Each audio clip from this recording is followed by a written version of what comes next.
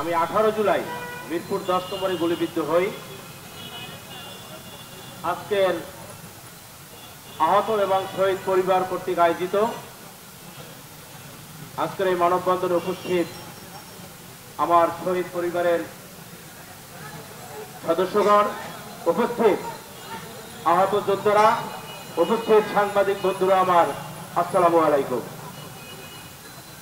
আমি সর্বপ্রথম তীব্র নিন্দা ও প্রতিবাদ জানাচ্ছি। দীর্ঘ 16 বছর আমরা বাংলাদেশে আমরা কথা বলতে পারি নাই। জুলাই আগস্টের আন্দোলনের মধ্য দিয়ে, রক্তক্ষয়ী সংঘর্ষের মধ্য দিয়ে আমরা 5ই আগস্ট পরবর্তী একটি সুন্দর দেশ উপহার দিয়েছি। এই সুন্দর দেশ উপহার দেওয়ার জন্য অসংখ্য ভাই শহীদ হয়েছে, অসংখ্য ভাই আহত হয়েছে, হাসপাতালের বিছানায় তারা কাতরাচ্ছে। সেই মুহূর্তে আমাদের দাবি নিয়ে আজকে এই প্রেস ক্লাবে আমাদের মানববন্ধন করতে হচ্ছে। এজন্য আমি তীব্র নিন্দা প্রতিবাদ জানাচ্ছি। সংগ্রামী বন্ধুরা আমার, আজকে আমরা যারা আহত হয়েছি তাদের অবিলম্বে সুচিকিৎসার ব্যবস্থা করতে হবে। আজকে যারা আমরা শহীদ হয়েছে, যারা আহত হয়েছে, তাদেরকে রাষ্ট্রীয় সম্মানের ব্যবস্থা করতে হবে।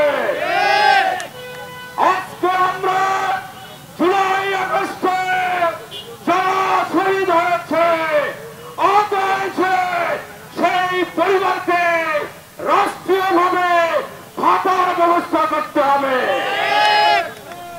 আজকে আমরা এই দীর্ঘ 15 বছর স্বৈরাচার হাসিনার কবল থেকে আমরা জীবনকে বাজি রেখে এই দেশকে 5ই আগস্ট মুক্ত করেছি। আজ কেন আমাদের দাবি নিয়ে মানববন্ধন করতে হবে? এই প্রশ্ন আমি সরকারকে বলতে চাই। কোন সংস্কার চাই না, আগে আহত শহীদ পরিবারকে সংস্কার করতে হবে।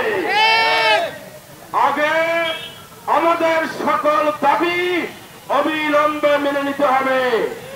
আমরা কোন আন্দোলন, কোন ভুলের ভয় পাই না, কারণ আমরা পরীক্ষিত আহত যোদ্ধা। আমাদেরকে যদি আবার এই দাবি নিয়ে রাজপথে নামতে হয়, তাহলে আমরা আবার যদি এই আহত যোদ্ধারা রাজপথে নামি, তাহলে একটি ট্রাক থেকে তুলিয়া রূপসা থেকে পাথুরি আমরা অচল করে দিব।